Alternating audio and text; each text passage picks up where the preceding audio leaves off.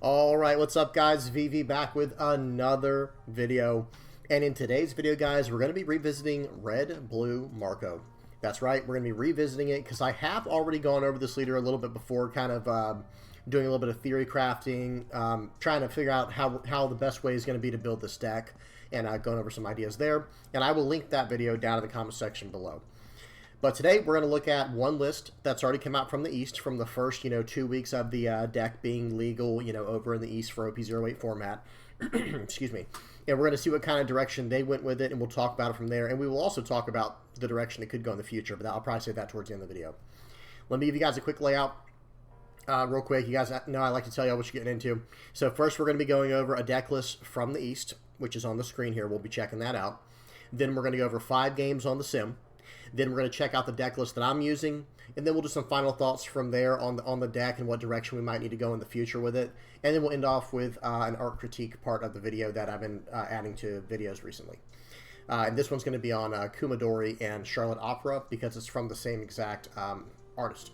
So, yeah, I'll have everything in the description of the video, timestamping it and all that, so you just skip to wherever you want to. So let's dive into this, guys. We got a lot to talk about, a lot to go over. This will act as like a comprehensive deck guide part 2 to the other Marco theory crafting video I already did. They're all kind of geared in the same direction. Let's work on this deck that no one is using or people are not having a lot of success with, I should say. And let's see how we can take it to the next level. Let's see what's working, let's see what's not working, and go from there. So this will kind of piggyback off the first video I did before the leader was even legal. And, it'll kind of piggyback off of that, and we'll see what kind of adjustments have been made in the real time and what people are using now, and maybe where we can go with it. So first up, let's just go ahead and talk about the leader. I got to read this real quick so we all know what's going on.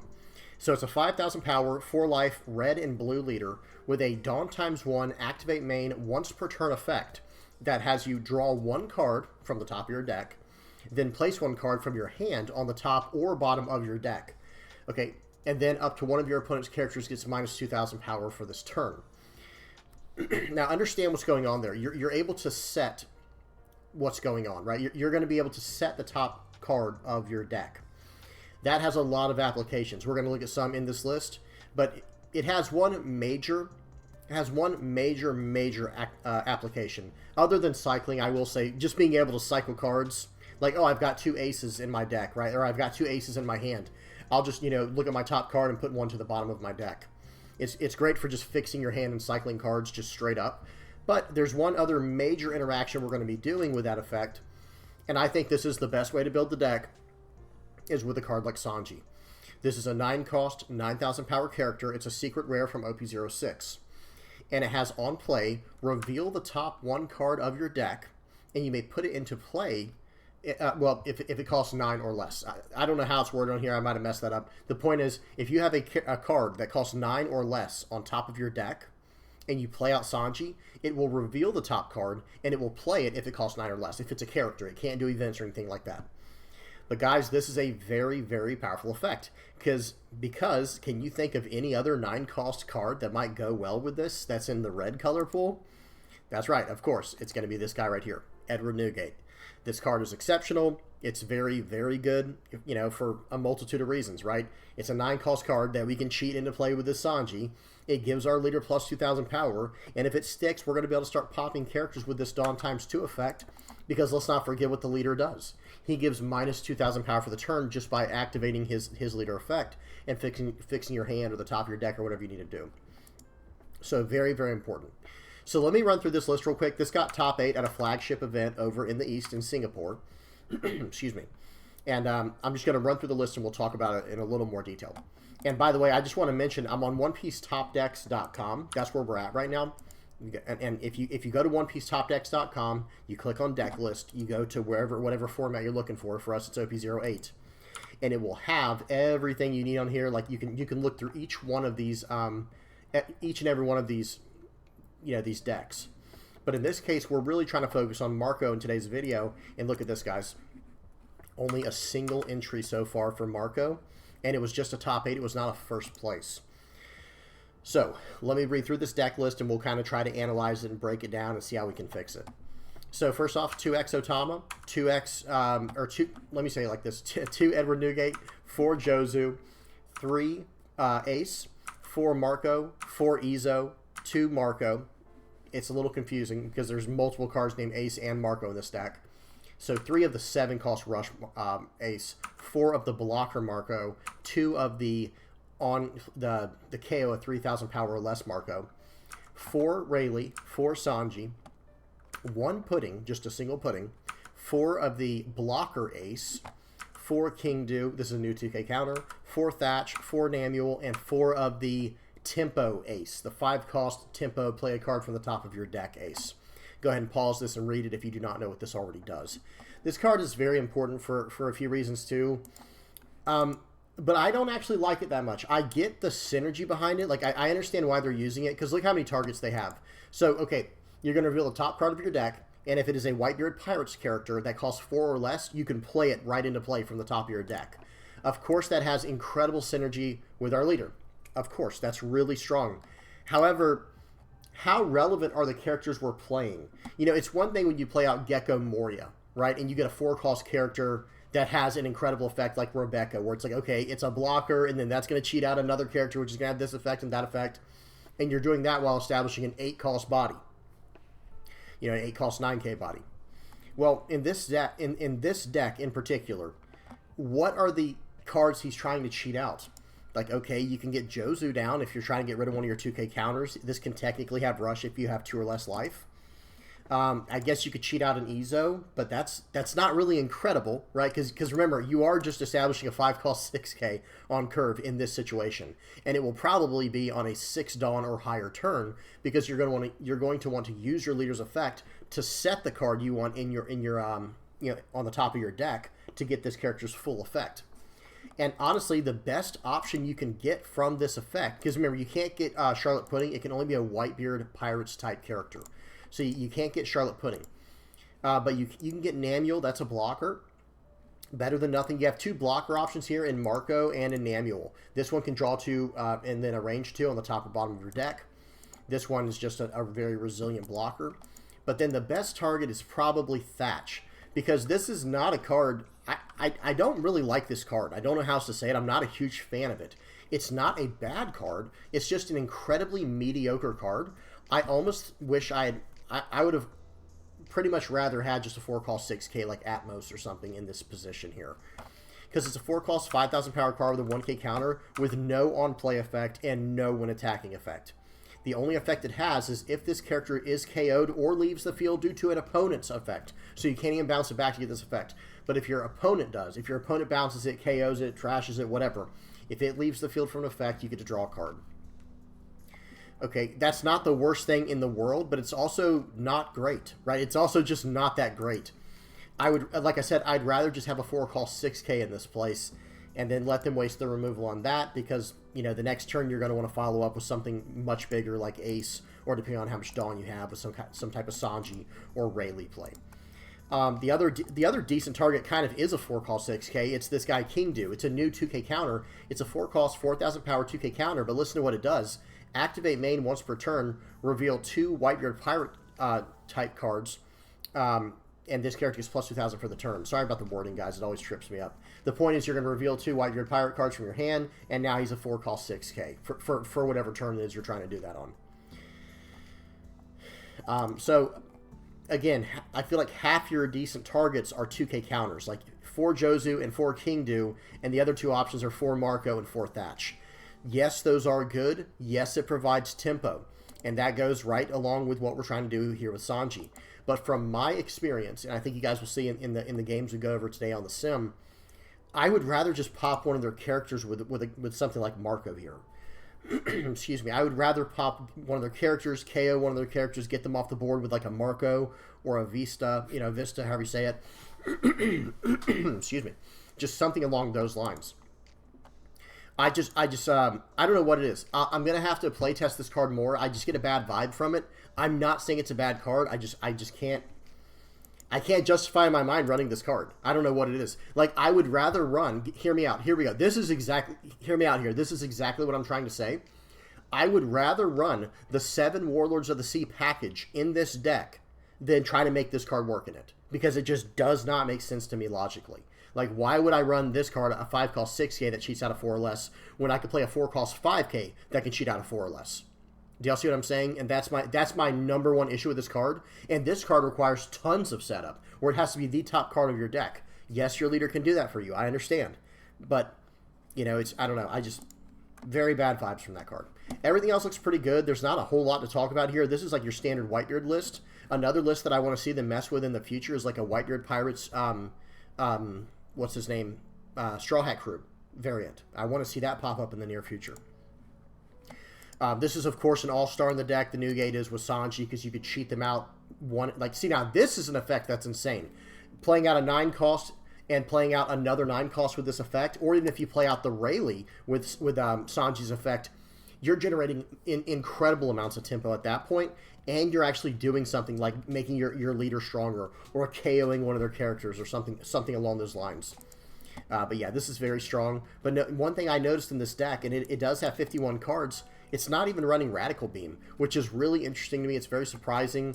But I guess because they're only running 2 Marcos, they don't care about the events, because that has a lot of synergy in the deck as well. It's your events that can protect your Marco. But there is a lot of bottom decking going on right now, so I understand that too. Okay, what else? Rayleigh, make sure you pause and read this. This card's going to pop up probably quite a bit in the future here, like in OP-08 and going forward, because it is just an incredibly solid.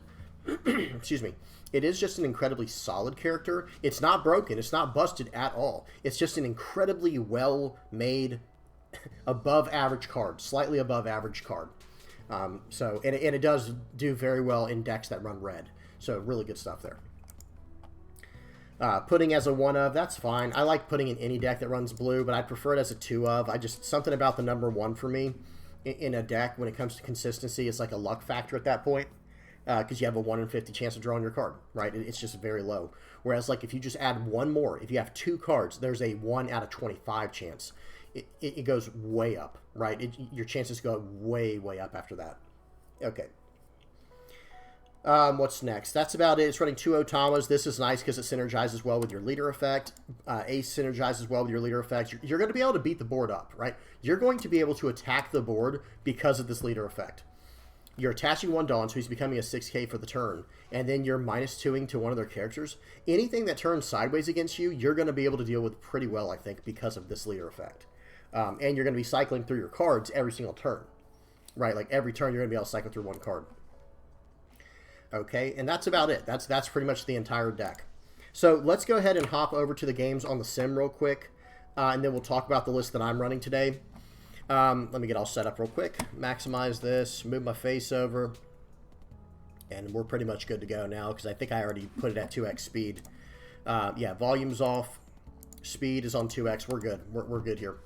So, guys, let's go ahead and go over these games. I got 5 games on the sim. First one's against Red Purple Law. And notice my list is very similar to what we just saw. I am running the Rad Beams, though, because I think Rad Beam is just that good. Okay? So right here, I put a card back. I wasn't paying attention. I think it was a Sanji. I might have missed that. I think I put the Sanji at the bottom of the deck, actually, is what I did there. I could be wrong. Okay, so I take that 8K attack that I got. I take the 8,000 power attack. I'm fine with going down to 2 life with this leader because I am running Radical Beams. Okay, so I went ahead and snagged... oh, man, I messed that up. So big play mistake there. I just got rid of that Gravity Blade Raging Tiger on accident. I should have kept that in my hand and put something else on top of my life and then did the Ezo Search, or did it the other way around. But yeah, that was a big blunder there. Okay, I go ahead and get rid of that Sanji from my hand with my leader effect. I'm swinging in for 5. I'm putting the Missile Sunday down to 3,000 power. And let's see what he does. We're just waiting for my opponent to either 2K out or 1K, whatever. I'm going to go ahead and pop that with Marco. So again, the decks that are going down the 5-cost Marco, I don't know what they're going for. Not only am I playing 4 of the 5-cost Marco, I'm running 4 Vistas, or I might be running 2 or 3, but I'm going up. I'm doubling down on the KO effects. Okay, so right here I give him a 1K counter. I don't want to go too far down. Very nice. He uses his Rayleigh to lower my character there. Bottom decks the other one. So he pops my Ezo. Bottom decks my what's his name? My Marco there with the leader effect. Plays out a Kid and Killer, but I'm still at 3 life because I'm countering out pretty aggressively. And now it's time for me to use my leader effect, -2 to the kid, and now I can swing massively swing 2 into a -5. By all means, yeah. I mean, go ahead and counter out of that if you want to. Swing 6 into face, and swing 7 into face. This one should go through. He's at 2 life. So I'm feeling pretty good here. It would have been nice if I could have kept 1 Dawn active, but I just literally couldn't do it. Okay, Gordon here is going to be nasty, -3 to my ace, and he's going to swing into ace here. Feels bad. I do have to let it go because it's 6 into 4. I'm going to have to take this hit from life, or excuse me, from Rayleigh, but I do have 2 life now and 10 Dawn. So I have some options here, and the main one being Sanji plus Newgate. That is what I'm trying to go for here. Okay. Actually, excuse me. I wanted to pop his Rayleigh with mine. So minus that. Okay, you see what's going on. I ended up doing -5,000 to Rayleigh and popping a 3,000 or less with my Rayleigh. Because of my leader effect, I was able to do that. And now his Captain Kidd only has 4,000 power even on the next turn. So I'm going to swing in for 6 here. He's got to give me a blocker, take life, or give me a 2K. He takes the life. It's his turn. I have 2 life left. I'm not in an incredible position right now, that's for sure. But if he doesn't start dealing with my board or start going super aggressive against me, this game is over, right? Right here, I'm going to give him a 2K, 1K. I'm going to try and get him to turn sideways with one of these blockers, and he does. Very nice. I will take that one. That I'm not going to use because there's no point. It was a Seaquake trigger. There's no reason to use that.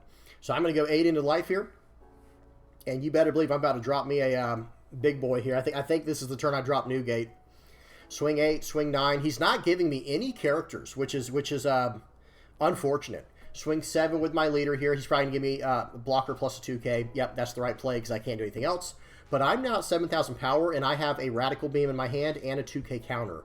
So I'm in a decent spot, especially since I have 1 life left as well. Let's see what he does. Okay, 9 into 7. I'm doing a little bit of math right here. I'm trying to see what I want him to invest with so I can get out of this. So I take it because I can get out of the 2 7K attacks and then a bigger attack with Rad Beam. Okay, so he does -3 or whatever he just did there. He plays out Reiju. Does not have a Kid and Killer. That's very nice.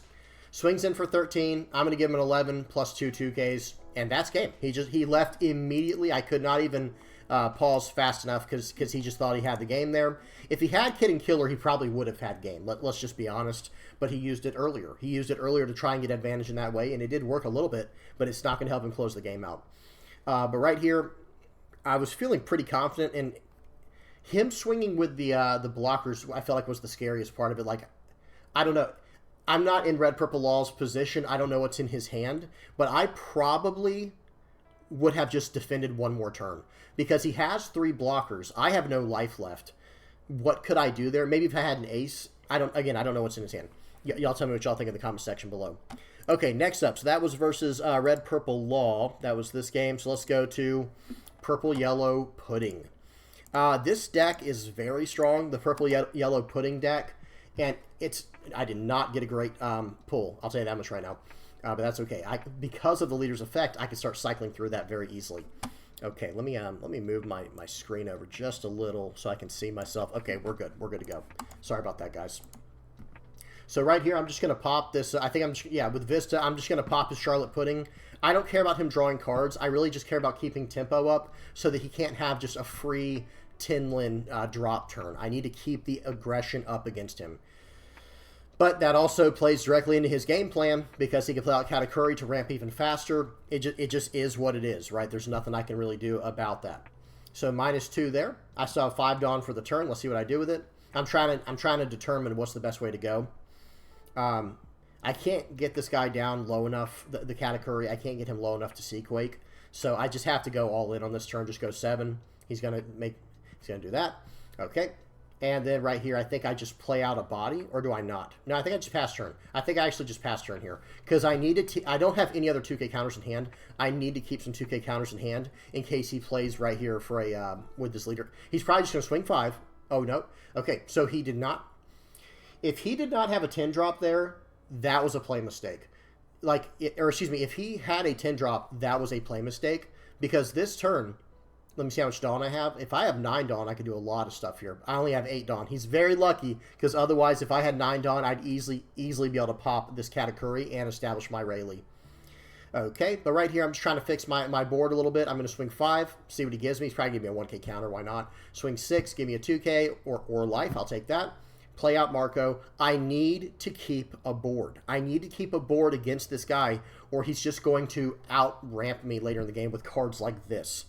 Now, luckily for me, that does at least grant me a life, so I can take a hit this turn and really not feel anything. And okay, he took out my 3-cost guy. Okay, you can have Vista. Okay, you can have Vista. Not too concerned about that. All right, right here, I think the best play is just to set up the Sanji plus Newgate combo. Look at that, and I've got another Newgate coming, so I'll do -2 there. Not really a big deal. Actually, it is a big deal, excuse me, because now I'm swinging 8 into 6. He has to give me a 2K, 1K to get out of that if he wants to keep the body. In this situation, I would probably let it go if I were him. Okay, and he just spent 3 1Ks to keep that card alive, and realistically, there's like no way for me to lose this turn. I mean, I guess there is, but I mean, I have 3 2K counters in hand and a 1K, and I'm a 7,000 power leader because of the Newgate's effect. Okay, so right here, he goes Charlotte Linlin. I choose to lose a life here, lose a life card here, because he can't really overcommit now like he wants to. And notice that he just passed the turn back, because he's like, wait a minute, now I'm not going to get any effect from my 10-cost Linlin. And he's right about that. He's not going to get almost any value from that 10-cost Linlin. And at the same time, he was hoping that he could just swing into my board this turn, I believe. But now it's like, no, dude, no, I'm sorry. I've got a lot of counter in hand. I've got 1 up for Rad Beam now. I'm feeling pretty good here, and I have 1 life. So even if he did a 10 Lin to try to, swing everything at my face, I'm counting out of every one of these. Look, he can't even play his 10-cost characters. I hope he shows his hand at the end of this game. 12 into 7. That's going to be pretty much his biggest attack. So I took that one. He invested 5 Dawn into that attack, right? Or was it? I don't know what it was. Anyway, so 10, okay, that's an easy Rad Beam. You're getting Rad Beam every time there. And I'm way over the threshold here to get out of this attack. Right? So okay, he's going to go 11. Okay, 2K, 2K, 1K. Right? Easy. Your turn. Or still him, and then he's going to do 1 more. I've got a 1K waiting for it. And that's game. Okay, let me pause. Okay, so now, unfortunately, he did not draw any of his 10-cost cards, but I was waiting for him to play those, and he couldn't anyway. So it actually helped him out, because if he plays a 10-cost Linlin this turn, okay, you saw how easily I got out of this turn with him attacking everything in the face. I didn't even care. But if he did not, if he played 10 Lin this turn, guess what? I'm going to at face with a 9, 10, 10, and then a 15. Like, there's just no way to get out of it from there. Okay, good. That was a good game. That was a fun one. Let's go to the next one. We got against Rob Lucci. Rob Lucci. This deck looks like so much fun, and it is fun. I have played it. I will probably be playing a lot of Rob Lucci in OP-08. I will say that. OP-07, I'll probably play a little bit of Rob Lucci, but I actually plan on playing a little more Black-Yellow Luffy. Because you guys know Black-Yellow Linlin is, like, that's my thing. He's going to swing 8. I'm just going to take that. No big deal. Okay, I'm going to play out an Ezo here. I'm going to go ahead and do a top search here. I think I snagged the ace, yeah. Grabbing a 2K counter was definitely a smart decision as well, but that's okay. But we'll get him later. Use my leader effect, put that card back on top. I want it later, and I'm going to swing 8 at life. He takes that. But anyway, in OP-07, I actually plan on playing a lot of Black-Yellow Luffy, because Black-Yellow are my favorite colors in the game. They're the colors that kind of got me into the game. Because for those who are not aware, before OP-02, there was only 4 colors: red, green, yellow, or excuse me, red, green, blue, and purple. Black came in OP-02, and then yellow came in OP-03. And those colors were way more interesting to me, personally. And they were not broken back when I first started, just for those who are not aware. Okay, so he played out Lucci to pop my card last turn. I'm going to play out a Marco here. I'm at 3 life, so I didn't want to play this. Remember, guys, okay, well, first of all, it wouldn't have mattered. He trashed it with Brook. But remember, guys, the 4-cost blocker Marco cannot cheat the KO effect unless you're at 2 or less life. Okay, so that you have to take that into consideration. Okay, so I'm going to go ahead and use my leader effect here. Or actually, I mean, I'm going to use it, but it didn't matter. I went ahead and Gravity Blade, Raging Tiger, both of those cards off the board. I set my card on top like that, and I'm just going to go at this guy for 6. Yep, 2K counter's the right call there if you have it, because he's got a lot of cards in hand. You don't want to lose life if you don't have to against any deck running red, because you never know when I might hit you with a rusher. Speaking of which, I'll save it towards the end of the video, but think about Dragon in a deck like Marco. That's like an 8 cost that also feeds Dawn to your leader. Have 2 Dawn left for the turn for Rad Beams. There's a lot of directions we need to talk about with Red Blue Marco. This is one of the hardest leaders to build a deck around because there are so many options. Okay, so this guy's just doing a top 2 search, or excuse me, he did a draw 2 trash 2 with Khalifa. He plays out Sabo to do another draw 2 trash 2. He has fixed himself through 4 cards at this point. It's not a great feeling, but at the same time, it is what it is. Right there, I put the Seaquake back because I'm going to go ahead and play out this Newgate, and I'm going to swing for 8 at lead. It's kind of a scary turn, not leaving 1 Dawn active. I'm just trying to be honest with you guys. I probably shouldn't have been so greedy with that leader effect. I should have just kept the card on top. It was just a Seaquake anyway. Who cares? I'd rather have 1 Dawn active to get out of a like a 7 or 8, or excuse me, like in this case a 9k attack, a 9 or 10k attack. I could get out of so easily with 1 Rad Beam, and then I'd stay at 2 life, and then I could play another Newgate the next turn. So it was a little bit greedy in my personal opinion doing that. And look at this. He's going to go at me for 7. I'm going to give him a 1k counter Marco. He's going to go at me for 7 just to use the leader effect, -1 cost to my Newgate, drop 2 cards in the trash. His trash has everything in the world he needs right now, but he's going to play out a Gecko Moria. So first he hit me with an Ice Age. So Newgate is now a 3-cost character. He's going to play out Gecko Morius, probably snagging back a Rebecca and maybe a Lucci and a Suru, or a Helmeppo if he has one. He has a Helmeppo, very nice. So he kind of has it all here. And this looks bad, right? This is not a good position to be in. But that's okay. I've got more things coming here. I'm going to go ahead and just slam down Newgate, sit on 2 life and a Rad Beam, and I have a 2k counter as well.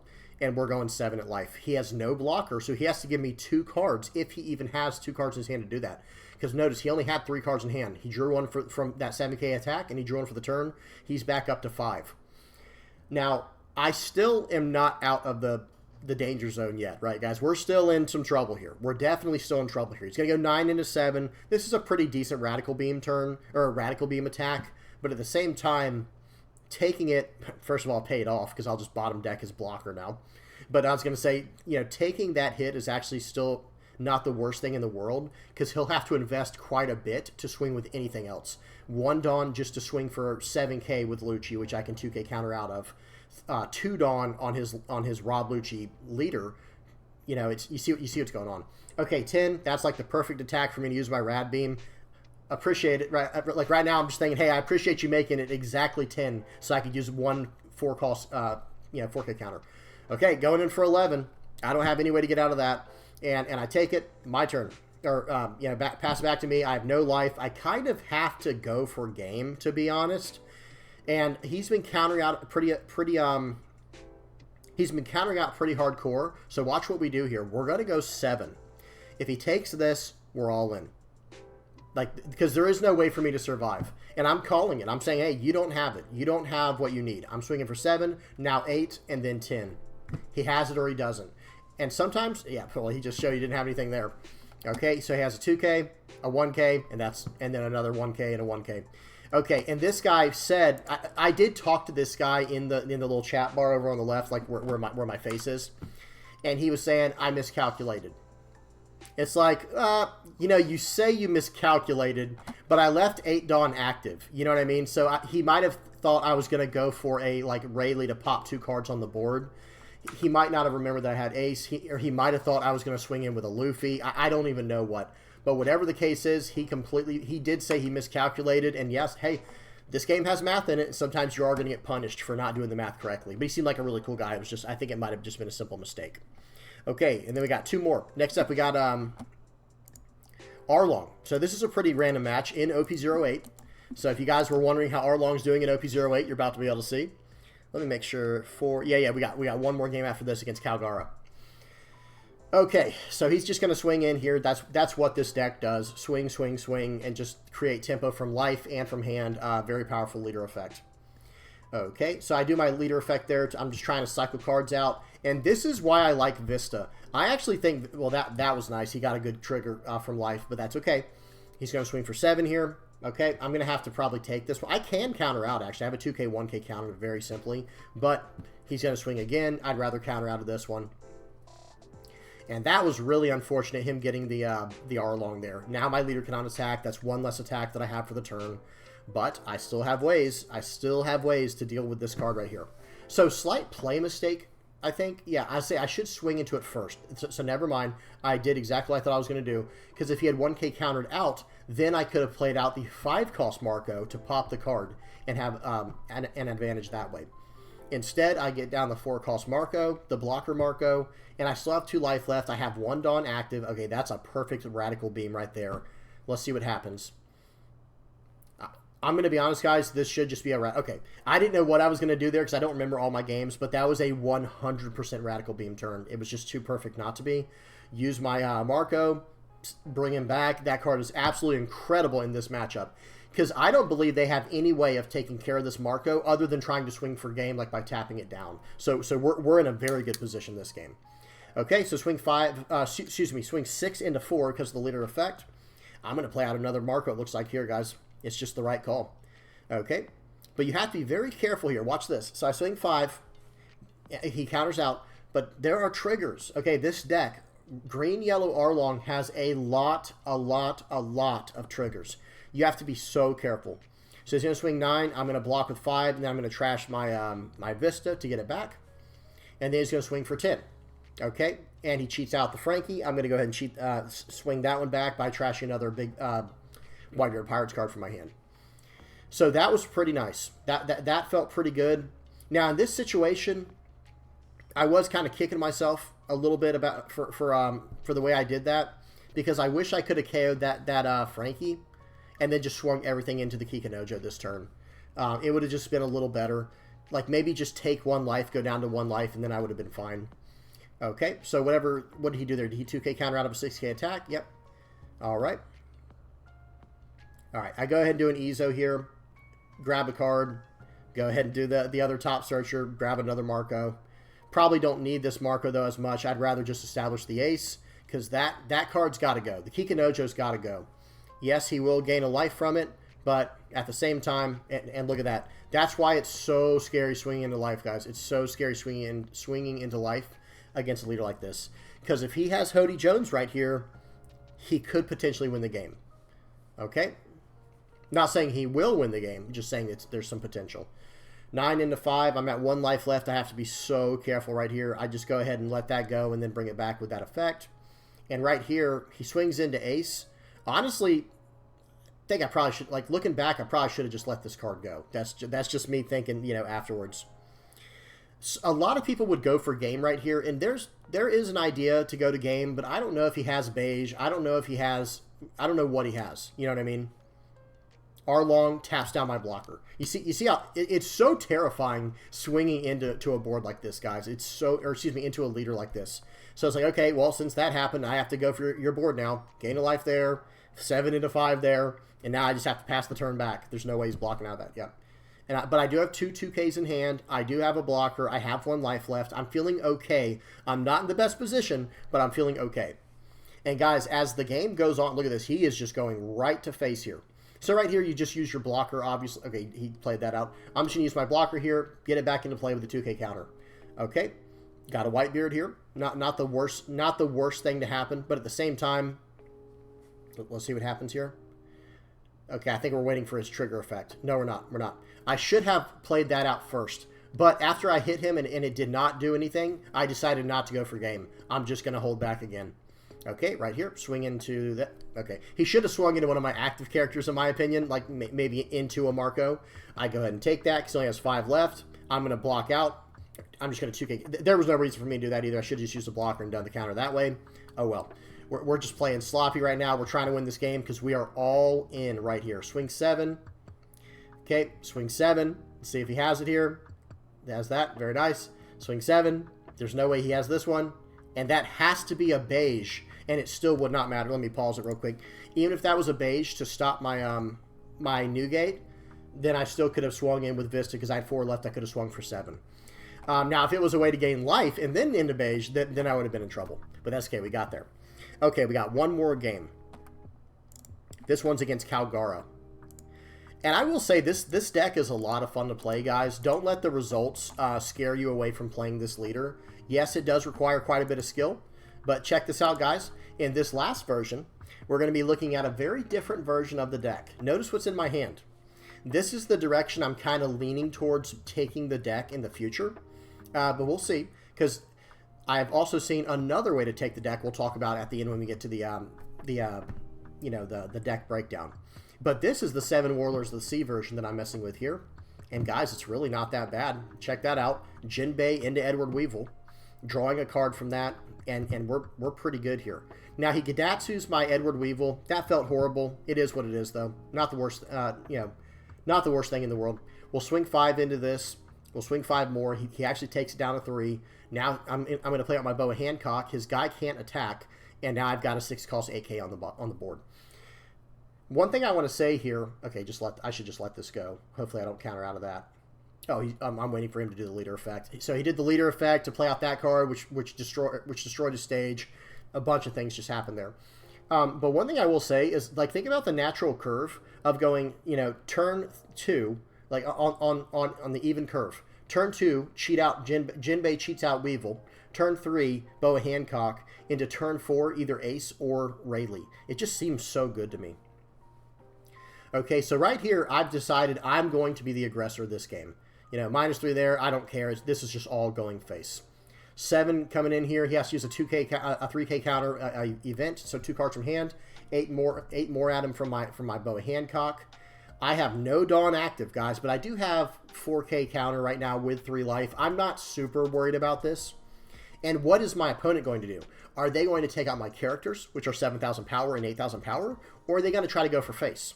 And I don't know, right? I don't actually know the answer here. I don't remember. Okay, 7 at my ace is not going to work. I'm going to give you a 1K each time. He is just wasting his attacks at this point, in my opinion, because I don't care about going down, lower in my cards right now, because I'm about to start dropping. I'm about to start chaining new gates and sitting on Rad Beam. Right, that's my current plan.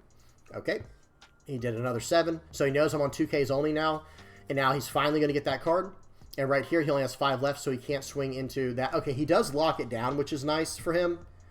Okay, notice the discipline there. I really wanted to use my leader effect, but I need to keep one done up for my Radical Beam. He gives me a 2K, 1K counter there. He's down to 5 cards again. I'm at a 7,000 power leader with 3 life and a Rad Beam and a 1K counter in hand. He is going to have to do a lot here. You counter out of what you can in this situation. He swung for 7. I have to give him a 1K there. Okay, he swings for 7 more. I'm going to take that. And I think he swings for 7 more because he's going to say, like, okay, let's see if you top decked another 1K. Yep. Now he can't win the game. I think he's determined that. Like, okay, well, now I can't, now I can't swing for 7s until he's out of cards and out of life. So he has to make some other decisions here. I'm going to take that one every time. And now he has to load up at least 2 to swing with his leader. And then another 5 to swing with, what's his name? With Shura. He just replaces it. Swing 7, 2K counter, my turn. Okay, it's time to just go for game, to be completely honest. I'm going to swing 11 first. Let's see what happens. Yep. And then it was, and he took it, by the way, so then it was going to be load all 9 up on the 8K. We're swinging for 17K after that. And then I have one more 5K swing with my leader if I need to. He only had 2 2K counters in hand and 2 1K counters, I believe. He was just not getting out of that. So GG to that guy. That was a fun little game there. All right. So let's go ahead and check out the deck list real quick. Move my face. This is what I was running for the first 4 games. I'll show you the 5th game in a second. Very similar to what we saw from the one guy, the game we were looking, or excuse me, the list we were looking at here from the East. But I'm not running the puddings. I haven't worked those in yet. I'm not running the 5-cost Ace or the 4-cost Thatch. I don't know what it is, guys. I just don't care for it. And if I'm trying to ramp the board like that, I'm not even going to go Whitebeard package. I'm actually going to go 7 Warlords of the Sea package, like I'll show you all in a second. But some things I did like about this version is 4 Vista, 4 Marco with this leader effect. I felt like I was able to take control of the early game in almost everything I played. Yeah, sometimes against the more aggressive decks, they were able to outpace me. It is what it is. We're still trying to figure it out. And maybe that's where a nice Fire Fist might come in handy, like the 2-cost, or excuse me, not 2-cost, the 3-cost. Fire Fist, this one. This one's Whitebeard Pirates type. It's funny how this Fire Fist is Whitebeard Pirates and this one's Revolutionary Army. This one's a 2-cost, this is a 3-cost. It's weird they would give them the same name. Very strange. Anyway, the 3-cost Fire Fist is Whitebeard Pirate searchable, and it says trash 1 event from your hand, and then KO up to one of your opponent's characters with the cost of 5,000 power or less, and up to one of your opponent's characters with 6,000 power or less. This might be really, really useful into the how do you say it, like into the new rush decks coming out in OP-08, like Chopper, Zoro, things like that.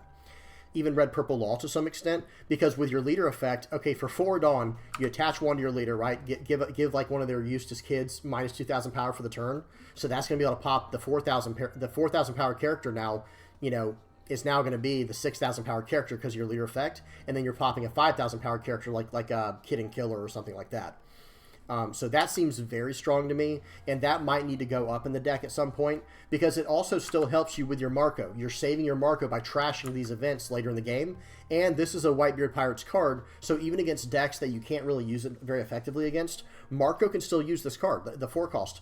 It says you may trash 1 card from your hand with Whitebeard Pirates in its types. It doesn't care if it's a character or event. Only this card, only the 5 cost Marco cares if it's an event or not. Okay, so really good stuff there, a lot of potential. Sanji, I just can't get over how strong this card is with Rayleigh or with Newgate.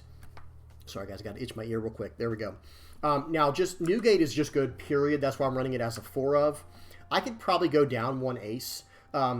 This is a card you only want to see once a game, so I can see going like down 1 ace. That's fine.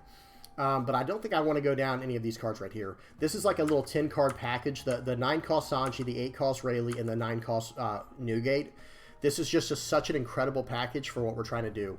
The Rad Beams are incredible in this list. I'm just going to tell you right now. I didn't see any Jozus, but you know, the idea is there. It could be very good by bouncing back like your Izos for, you know, for that effect, and popping, you know, throwing a 6 cost card out of the way on your opponent's side. I don't know. I'm not going to lie. I just excuse me. I didn't find this card that great. Let me just say that. Because, I mean, who knows? Maybe, like, later in the game, maybe there's an effect where you actually just, like, set this card, you know, use your leader effect, right? So minus 2,000 to one of their characters for the turn, and then set this card on top of your life, or on top of your deck, excuse me. Play out Sanji to bounce your Sanji back for next turn to bounce one of their guys, like maybe on an empty board or something. I don't know. Something along those lines might work. But generally speaking, this card's, it's not bad. It's not bad, but it's really just kind of decent. Everything else felt really good. Yeah, the 2K counter package is nice now. We have King Do and Jozu that can search with Izo.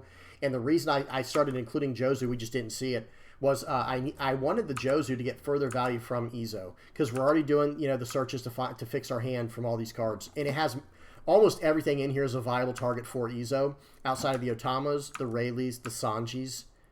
And I think that's it. I might be missing one. Otama, Rayleigh, Sanji. That's it. So there are only 8 cards in this entire deck that Izo cannot hit. So it should be hitting 99% of the time. And even if we were to include something like a Fire Fist in the mix, well, guess what? Literally no problem at all, because that goes right along with it. Same idea with this card. This is a top 3 Whitebeard Pirate Searcher that it can also grab Luffy. No problem. There's only 8 targets that it cannot hit. It is 2 Otamas, 3 Rayleighs, and 3 Sanjis. But yeah, other than that, it looks very good.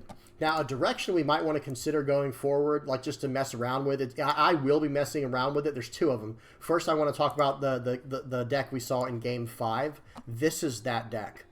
It's not finished. It's not perfect. Bear with me, okay, guys? But everything right now you see is a 4 of, except 3 aces and 3 Rayleighs. So that works as like a 4 and a 2 package, right? To fill out the 50 cards needed. But Rad Beam, I just feel like it's too strong. I feel like Rad Beam is too good to not include. Marco, I think, is also just too strong with this leader effect. So now for your 6 Dawn turns, think about it. Your 6 Dawn turns in this deck now, you know, so let me say turn 2 first. Turn 2 is like play out Weevil or play out Jinbei to cheat out one of these other cards. But then your turn 3 play when you're on 6 Dawn is minus 2,000 power to one of their characters, fix your hand 1 card, and then pop a, you know, basically pop a 5,000 power character with Marco plus the leader effect. It's just so good. And then the other option though is Boa Hancock. And now you lock down their guy, bounce one of their guys out of the way, and then it's going to go straight into your 8 Dawn turn, which is now going to be either 1 Dawn on your leader to do his effect, and then minus 3,000 on ace, so you can take out anything on the board pretty much that's sideways. And your other option is Rayleigh. And then finally, your turn, you know, your 10 Dawn turn is just Newgate. Now, with this version of the deck, I couldn't fit Sanji in just because it's a little too all over the place. I just couldn't fit Sanji in. But there is some argument to, you know, maybe go down 1 ace. And let me, hang on one second. Let me type in Sanji. there is definitely an argument to include Sanji in a list like this. Like maybe you go down some other things. I don't know. Maybe even down like a Rad Beam or two. Go down one Rad Beam, go up one Rad Beam and one Ace, and go up two Sanjis. It's an option. It's you know, there's a possibility there. Because this card is just that good, guys. Like this card is just that good because it can cheat down Newgate or Rayleigh. Those are your two main targets. Now you can, I mean, technically speaking, if you want to, if you have the cards in hand, you can go, yep, play out Sanji, cheats out Jinbei, cheats out Edward Weevil, or something along those lines. You have that option as well. Or even in this version of the deck, you could cheat out Boa Hancock, which just locks down one of their characters for the turn, and you just establish an 8K and a 9K body. You know what I mean? Like there's a lot of potential there. Okay, and this is a direction we definitely need to consider taking the deck in the future. Because that becomes the question, guys. Like we got to put on our thinking caps for a minute here. Which way are we supposed to take this deck? Like a lot of people are thinking, yeah, we take a Whitebeard Pirates. Obviously, it's a Whitebeard Pirates leader. Well, no, it's not obvious, is it though? You know what I mean? Because like look at this. Look at how strong the blue package is right now with 7 Warlords of the Sea. I'm just saying, it's extremely, extremely good. But then there's also another option. You know, like I said, with 7 Warlords of the Sea, Whitebeard Pirates, maybe even Straw Hat Crew, and then there's one other option I want to show you guys that I found. I'll try to link the video in the comment section below. Someone from the East has already experimented with this deck right here, or a version of it. I kind of, you know, mixed it around a little bit, and this is running a Revolutionary Army version of the deck. Okay, a Revo Army version of the deck. And I actually have let me see, I have 2 games of this version of the deck we're going to look at real quick, guys. I got to throw y'all a curveball this time. I'm sorry. We got to check out this version of the deck, especially since that's what we're doing right now anyway, right? We're trying to theory craft and deck build and take this to the next level. I want to show y'all this other version of the deck. Okay. First game here is against Kaido, which I do think is a seriously good deck, by the way, guys. Kaido, is the volume off? Yeah, the volume's off for good. Kaido is actually so good with Black Maria now. He can just consistently trash cards. Trashing life cards. He's not trashing, or he's not making you take the card to your hand. He's trashing life cards. So right here, I give him a 1K counter for sure, because I do not want to start losing life the other way, because he can make me lose it the other, you know, the lead, his effect way. All right, so 6 into 5. He's probably just going to take that. Yeah, he only had 5 cards in hand. My turn, or pass back to him after playing out the Ivankov. Now, the on-play effect from Ivankov is not great in this list, I'll say that much right now, but drawing a card with his on-attack is very solid. And it's kind of forcing them to use this card early on. Okay, so there's Bon Carré. He plays that out, but I don't really have a lot of stuff to play off of him. Now, I can Fire Fist this off the board, but it's going to come down to if I want to establish tempo or not this turn, and honestly, I think the answer is to establish tempo. So I have to get Koala there off of the Imperial Ivankov, the 5 cost. I'm going to swing 5. I'm going to draw a card from that because I have 6 or less cards. I get to draw a card. Then I'm going to, you know, swing in for 5 with my leader and pass back to him. He's down to 3 life, but look what he can start doing now. You know, this turn's. I think this is where he drops the big boy on me. Okay, so swing 5 into 5. I have a feeling I know what he's going to do here, so I'm just going to give him a 1K. He's going to swing 6 in with the what's his name, Bon Carré here. Okay, but then when I saw him swing there, I was like, okay, you can have that. What are you going to play? I thought he was going to play the 10 cost Kaido. And he plays out that instead, the 10 cost Kaido Lin. Okay? That card is not as scary to me in this deck because as soon as he swings sideways, yeah, it'll be a big turn for him. But I can actually pop it with a double Fire Fist here very easily if I even need to. Okay, but I'm just going to fill out the board in this little way here. I need to set a card to the top of my life. Or excuse me, to the top of my deck with my leader effect. I'm going to swing 7 into him here, 7 more into him, and a lot of people might be thinking I'm in a lot of trouble here, and yeah, I'm definitely not in a great spot. We're going to call it for what it is. But at the same time, you know, I'm at least going to do as best as I can. Now, one thing that's interesting here, I don't think this guy quite understands the value that he could have gotten this turn. He should have put 15 on his leader first and swung for 15, and I'm going to take that. Then he swings for 12 with his character. I have to take that, and it popped my last life as well. So he did make a pretty big blunder right there. I'm going to be honest. Do you understand what I'm saying? You can attach all the Dawn to a character or leader, swing, and then still do the Dawn minus 15, as long as or Dawn minus 10, as long as you have it available. So because of that, I'm basically in the position to win this game now. He only has 3 Dawn this turn. He's going to use Black Maria to remove my last life card. but I'm at 7,000 power, guys, and I have 8,000 power in defensive, you know, and I'm at 7,000. So I still have a 2K left over, and that's going to be game for the most part. He just leaves. I think he should, look at his hand, guys. Look at that hand. I think he should have at least tried. Let me see something real quick. Did he have, how much Dawn did he get to? All right, play. Okay, let me see something. So, goes to 4, plays that, goes to 9. He was 1 Dawn away from just cracking me right there. You know, but hey, there you go. You know, that is another example, by the way. I guess it didn't matter that he made that play mistake last turn for the 15, you know, for not swinging 15 with the leader. It actually ended up being better with me countering out of it for him because he just removed my last life card that I really wanted to have. But it doesn't matter. I've got 8K in hand, and I'm at a 7,000 power leader. So when he swung in for 12, I just give him 3 2K counters to get to 13, and now it's my turn. And right here, like I said, I'm surprised he didn't at least try to go for game, but hear me out, guys. Since I see he has that many cards in hand, my plan this turn is to go... So I have 3 characters, and if you add them all up, 10,000 plus 9 is 19. 19 plus 5 is what? 19 plus 5 is 24. So I have 34,000 power I can swing with this turn. So I'm going to swing for 11, 11, 12. That's the math. That's what I'm going to swing for. Well, 11 can be met with 2, so 5, 7, 9, 11, 10. He can get out of 1 11, but then he can't get out of anything else. The other 11 and the 12 will get through. So that was just a simple math win, sort of. Not literally math, because I didn't know what was in his hand, but that was what I had to try to go for. Okay, last one. This is with that Revo army build one more time here.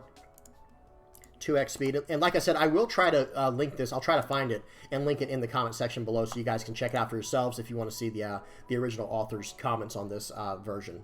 Well, you'll have to translate it because it is in Japanese. Okay, so this Luffy here. Luffy's another serious contender in OP-07 and OP-08, guys. This leader is not bad. I'm trying not to play against, you know, too many freebies on the ladder. Like I think some people think I'm just trying to get free wins on the ladder. I'm not, guys. I just don't get to pick who I go against, and I don't have time to set up games with my Discord and all that. I just have to pump games out when I have the opportunity and go from there. Okay, I have 10,000 power and counter in hand. I'm absolutely going to use a 2K counter there. He plays out a Nami. I think he plays out a Zoro here, and man, I've got bad news for him. Bartholomew Kuma with this leader can pop a 4,000 power or less by themselves. So that is really, really nice. And I'm swing for 8 at him. He has to give me two 2Ks, which feels horrible for him. And now, you know, his turn. He's on a 6 Dawn turn. I have stopped him from ramping because of that last play, so I'm feeling pretty good about this game. And one thing I noticed about Red Purple Luffy is if you can keep them off their ramp early game, you probably are going to be able to, you know, clinch the game later. Not always. I'm just saying it helps you out big time. Okay, so right here, I'm going to go ahead and swing for 8 because I'm going to play out my Lindbergh. He gives me a Rad Beam. Lindbergh is very nice with this leader as well because with the leader, minus 2,000, and now every time you attack, you're popping a 3,000 power or less character with Lindbergh. He's like a miniature version of Edward Newgate for, you know, for the Revo Army stuff. He's going to swing for 8 against me. I'm going to give him 2 2K counters because I know he's trying to drop down his big stuff soon here. And look at that. If I had not countered out and taken that, he could have hit me with a Trafalgar Law. That would have felt horrible. That would have felt absolutely terrible. That's okay. So right here, I'm going to go ahead and get rid of the pudding. I'd rather get rid of the pudding here rather than the Law because that's really just going to be his blocker, I think. If he turns it sideways, he turns it sideways. Okay, so I swing for 6 here. Let's see what he does. So right here, oh, I was going to say, I don't think I can even do what I really want to do here. Well, I don't know. I guess I can. Excuse me. I just popped that. So I should have still swung there with Lindbergh just to pop the blocker. That was just simply a play mistake. That was just flat out a play mistake. Doesn't matter too much because he couldn't swing with the Law anyway because of the Rayleigh. Okay, so right here, minus 2 to your Law. Because he has that card down, I have to go all in on my board here. Swing 8 at leader, popping his blocker. 8's coming in, and he's been countering out aggressively this entire time, guys. So right here, I have to do the math, kind of the old-fashioned way. I put 10 on there, and then we're going to go for 10 more, and he either has it or he doesn't. And even if he didn't have it, it wouldn't have necessarily been over that next turn, but, you know, that definitely, it would be much better to just win the game right there. Let's pause it when there we go. So what he could have done, excuse me, guys, sorry, my throat. What he could have done next turn was swing in with Lin to remove everything from my board, or the smarter play would have been to actually swing 10 into my Rayleigh with his Lin, not even using the effect. And then from there, you can make the decision. By the way, I would have countered out of it if I could. I would have actually done 2K, 1K. But then he saws the whole rest of his Dawn for the turn to take out that Rayleigh and just go from there. But at the same time, I guess he didn't really have a better decision. Like, the more I'm looking at his hand, I mean, he could... So what he could have done was played out the 10 cost Luffy instead. I don't know. I'm not going to try to analyze and break down this game. I don't know what he could have done there because this was a very strange list running the 10 cost. These cards don't seem to line up. The 10 cost Kaido Lin with the 10 cost Luffy. I think you should either choose one or the other. That's just my... I'm not saying one's better than the other. I think you should just choose one though, because they're gonna minus 10 your Dawn, whichever one you choose. So I don't know. Maybe you just play them. Maybe you just play them as 10 cost 12 case. Who knows? Anyway, good game to that guy. That was a fun one. So we had a little bit of bonus content at the end there, guys, because like I said, I do think this Revo Army version of the deck is cool, but I think it needs to have even more 2K counter potential. And I did adjust the list. I will put the list down in the comment section below if I can find it. I adjusted the list and added these new gates, and I added these 6 cards. I added two Sanjis, 2 new gates, and 2 Rayleigh because I just think the cards are that good. Right, well, that's pretty much it for all of the different decks we're looking at today, guys. We went over the Revo Army version. We went over 7 Warlords, the Sea version. We went over the Whitebeard Pirates version. You guys tell me what y'all been having luck with on the ladder. Tell me what you guys have been enjoying the most and what you think is the most... whoops, let me move my face real quick.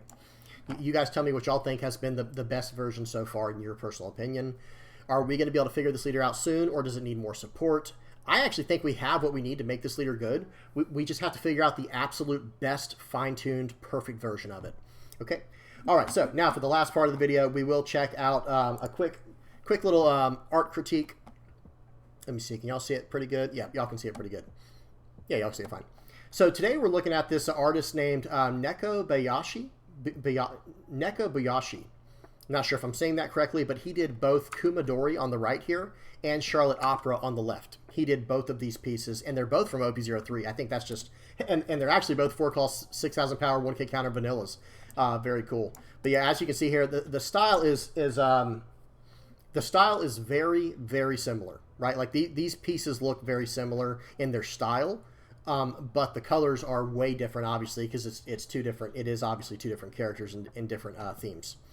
Now, as far as the composition goes on these, they're pretty all over the place. Let me get my my marker out here. We'll grab a white color. Actually, we'll grab a green. Green will probably show up real good.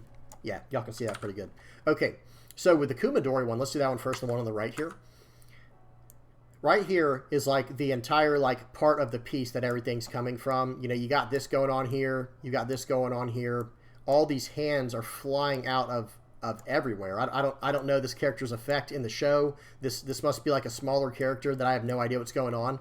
But the actual composition is, and it's okay. Hang on, I'm all over the place right now. But the thing that's really cool is like, okay, he has like this one anchor point of interest at the center of each one of his pieces. Okay, like watch when we bring it over here. Watch this. When we bring it over here, and then watch, I'll pull him to the front. It's like you pull it through. It's right where that bow is. You see it. I just think that's really funny. That's really fun how he does that. How this artist does that. He has like this central piece that is just anchored. Okay, and in this case, you know, where did my marker go? Let me get rid. So it's the face on the Kumadori, and it's like this bow on the opera. You would think that the subject matter, or you know, that the anchor point would be the faces, and yes, in this case, it is the face of the of Kumadori, but it's like, no, he just has like a central point there, and then you have stuff going on around it. Like, you know, the hands are coming out at this one. That one, that's really cool how they got this. This guy is really good at drawing hands. I have to say that. This artist, guy or girl, I don't know what it is, obviously. They're very good at drawing these hands. Like, look at this. You notice how they do the point of the finger. You know, you'd expect, like, if you point at someone, it's actually much more narrow. It's more of like a narrow type thing. But this guy embellishes that big time. And notice how the fingers are very pointed up in his style. Like, you can really see that under part. It's almost just like exaggerated. It's just totally exaggerated like this. And it looks really cool. And it's an interesting effect that it adds to this kind of piece. Now, so sorry, real quick, going back to the composition, one thing about Kumadori's is like you have like this explosion going on into the center of the actual piece. Whoops, I messed that one up. There we go. This you see all these lines going in, and it's almost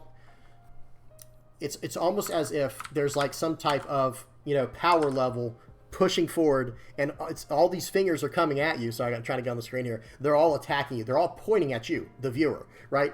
Who knows who he's even fighting right now? I guess if you watch the manga and you know, or if you watch the anime or read the manga, and this is from a specific scene, sure, you know who it's from. But we're being attacked, right? This is making it exciting because we're seeing him like, oh wow, you know, you see the teeth, like he's got the grill fully out there. He is baring his fangs, right? He is showing like and he's coming at you with all these fingers. He's attacking you. It looks awesome, and I like this hand right here. This is very interesting too because this is his attack, right?